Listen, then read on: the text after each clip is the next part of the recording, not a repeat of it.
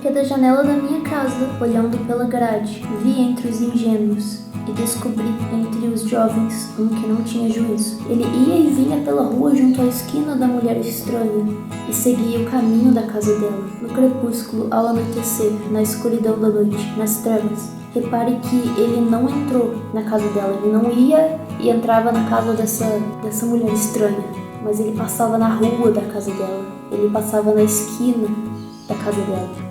Eis que a mulher lhe saiu ao encontro, com roupas de prostituta e astúcia no coração. É espalhafatosa e inquieta.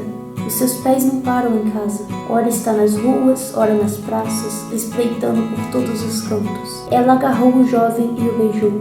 E com o maior descaramento lhe disse: eu tinha de oferecer sacrifícios pacíficos. Hoje paguei os meus votos. Por isso saí ao seu encontro e vim procurá-lo, e agora o encontrei.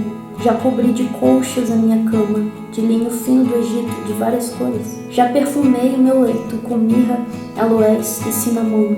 Venha, vamos nos embriagar com as delícias do amor até o amanhecer. Gozemos, amores, porque o meu marido não está em casa. Saiu de viagem para longe, levou consigo uma bolsa cheia de dinheiro. Não voltará para casa antes da lua cheia. Preste atenção como é que foi a tentação. O cara estava passando na rua da casa dela. E ela saiu, e ela não chegou e disse: venha adulterar comigo. Não, ela saiu agarrando ele e fala: gozemos de amor. Vamos nos deliciar no amor a noite inteira. Ela não chegou nomeando o pecado que eles iam cometer. Ela chegou falando: ei, vamos aproveitar essa noite juntos. Basicamente chegou com uma bandeja com comida cheirosa e bonita, que por dentro estava podre. Mas isso o cara só descobriria depois. Ela o seduziu com as suas muitas palavras, com as lisonjas dos seus lábios o arrastou. E num instante ele a seguiu, como um boi que vai para o matadouro, como um animal que corre para a armadilha, até que uma flecha lhe atravesse o coração. Ele era como a ave que corre para dentro do alçapão, sem saber que isso lhe custará a vida. Gente, pecado não vale a pena, dá um prazer momentâneo. Eu não tô falando que só porque, você vai pro inferno, não. Tem muita gente já falando isso e realmente é fato. Mas a pessoa normalmente paga nessa vida também. Vamos pegar a imoralidade sexual como exemplo, porque é uma coisa muito forte em nosso tempo. Já percebeu as consequências terríveis que ela traz? Destruindo famílias, destruindo vidas, acabando com o dinheiro, acabando com a paz, só trazendo culpa, Porque vai trazer o prazer, óbvio que vai. Mas depois só vai restar culpa e vazio. Entende as consequências? Agora pensa comigo, se existem consequências tão ruins, tão graves para essa ordem de pecados, imagina a bênção. Imagina, sério, a bênção de Deus nessa área, que foi Deus que criou, para a vida de uma pessoa que busca andar em santidade. Se um dia você caiu nisso, existe o arrependimento. Jesus, ele pode te limpar, te lavar. Jesus, ele pode te dar roupas limpas. Se você decidir caminhar debaixo de sua bênção, para que você viva as bênçãos de Deus, você precisa estar caminhando em obediência aos seus princípios, que eles não servem puramente para te privar. Na verdade, é para te proteger, para que você viva a plenitude do prazer dessa área no tempo certo. Vamos continuar. Agora, meu filho, escute o que digo. Dê atenção às palavras da minha boca. Não deixe que o seu coração se desvie para os caminhos dessa mulher e não ande perdido nas suas veredas. Porque a muitos ela feriu e derrubou, e são muitos os que por ela foram mortos. A casa dela é caminho para o abismo e desce para as câmaras da morte. Bem, a verdade é que no vídeo de hoje é uma continuação da nossa série do Pai Nosso. E o tema é tentação, sobre guerra ao pecado, que antes da gente pecar a gente é tentado. E Jesus, na oração dele, ele disse: não nos deixe cair em tentação, mas livra-nos do mal. Em Hebreus 4, versículo 15, fala que Jesus, como um homem aqui na terra, ele foi tentado em todas as coisas, mas não pecou. E a gente não pode falar: poxa, ele conseguiu não pecar porque ele era Deus. Entenda que nessa vitória contra o pecado não foi utilizando a divindade dele. Porque em Tiago 1, versículo 13, fala que Deus não tenta ninguém, pro mal. O texto é esse: não tenta ninguém pro pecado. E ele não pode ser tentado. Então Deus não é tentado. Se Jesus estivesse aqui, em sua divindade, ele não poderia ser tentado. Então, Como Filipenses 2 fala que Jesus abriu mão de seus atributos, sabe? Como Deus, que Jesus abriu mão dos atributos de sua divindade e foi obediente aqui, vivendo aqui como um homem.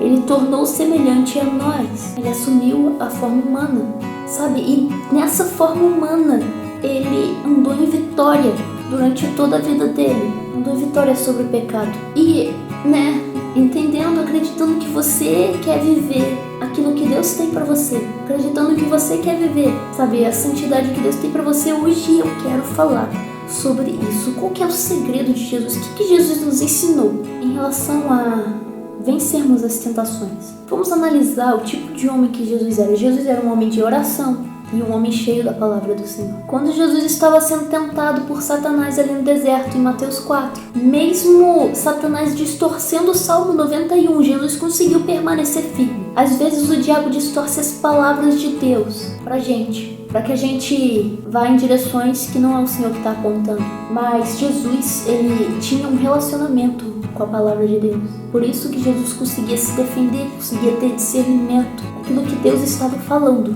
em sua palavra. De que maneira poderá o jovem guardar puro o seu caminho, observando segundo a tua palavra?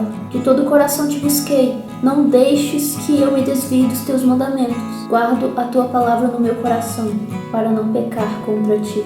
O salmista aqui tá falando, pra que o jovem mantenha puro o seu caminho, então pra que, de forma geral, a gente consiga manter puro o nosso caminho, a gente precisa colocar a luz da palavra de Deus, observar os nossos caminhos segundo a palavra, isso que fala, observando segundo a tua palavra. E para que a gente não peque, o nosso coração tem que estar cheio da palavra de Deus. Em Tiago 1, versículos 14 e 15, fala que nós somos tentados de acordo com a nossa cobiça, sabe? Entende? Com os nossos desejos. Entenda que todo homem, quando eu tô falando homem, quero falar no sentido de humano, sabe? Homem e mulher, tem as suas fraquezas. E o que Satanás faz é ver que a gente tem essa fraqueza e colocar isso perto da gente. Isso é a tentação. É quando existe algo que nos atrai, porque atrai a nossa carne. E quando a gente vai e satisfaz esse desejo da carne, é aí que nós estamos pecando. Em Mateus 26, versículo 41, Jesus ele fala, ei, vigiem e orem, para que não caiam em tentação. Entenda uma coisa, é nos joelhos que está a vitória sobre o pecado. É com os joelhos dobrados que você vence o seu orgulho. O que estou querendo falar com isso? Que é na oração que você tem a sua vitória. Quando você está de joelhos, você não cai. Sabe por que você não cai? Porque você já está caído. E a Bíblia fala que a gente não pode servir a dois senhores. A gente não pode estar caído, quebrantado diante de Deus e diante de ídolos do coração, diante de pecados, sabe? A gente não pode estar quebrantado, caído diante de Deus e ao mesmo tempo estar quebrantado, caído ali na imoralidade, na ganância, na cobiça. Romanos 8, versículo 5 fala que os que vivem na carne, eles se inclinam para as coisas da carne. Os que vivem no Espírito, eles se inclinam para as coisas do Espírito. Eu não estou falando que quem tem uma vida de oração não vai ser tentado. Mas quando você tem uma vida de oração, isso se torna mais difícil, porque você começa a ser moldado pelo Senhor.